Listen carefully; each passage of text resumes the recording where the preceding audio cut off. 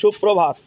অখিল ভারতীয় সামুদায়িক নেত্রচিকিৎসক সমিতি association of community অপথ্যালমোলজিস্টস of ইন্ডিয়ার উদ্যোগে আজ আমরা পশ্চিম ত্রিপুরা জেলায় এক দৃষ্টিরথ যাত্রার আয়োজন করেছি।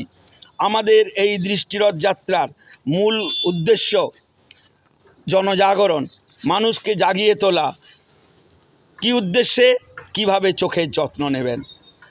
আপনাদের সকলেরই জানা উচিত যে আমাদের ভারতবর্ষ কিন্তু দরিদ্র দেশ নয়, আমাদের সব কিছু আছে। বর্তমান কেন্দ্রীয় সরকারের প্রযোজনায় আমাদের দেশে সমস্ত রকমের চোখের চিকিৎসা প্রায় বিনামূল্যেই সরকারি হাসপাতালগুলিতে পাওয়া যাচ্ছে। আমাদের দেশে ভালো ভালো চোখের ডাক্তার আছে, ভালো ভালো চোখের হাসপাতাল আছে, চোখের ঔষধও আমাদের দেশে স্বল্প মূল্যেই পাওয়া যায়। কিন্তু দুঃখের বিষয়, আমাদের দেশে এখনও পর্যন্ত প্রতিটি গ্রামে প্রায় 3 জন করে অন্ধ রুগী আছেন যারা ছানিতে ভুগছেন। ছানি জানেন না তারা কোথায় গেলে ছানির অপারেশন হবে, কিন্তু বিনামূল্যে সরকারি তরফে ছানি অপারেশনের বন্দোবস্ত আছে।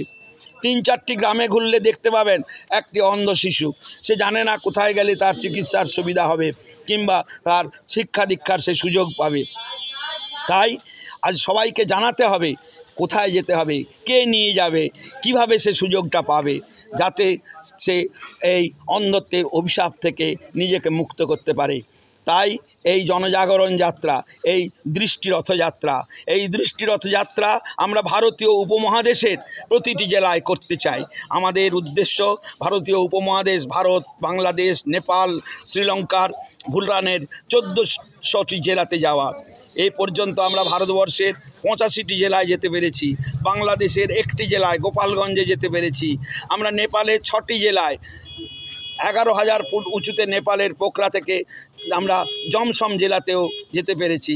সব জায়গাতেই আমরা সবাইকে জানাতে চাই আমাদের সব আছে, আপনারা এর সুযোগ গ্রহণ করুন। জাতীয় অন্ধত্ব নিয়ন্ত্রণ প্রকল্পের অধীনে কেন্দ্রীয়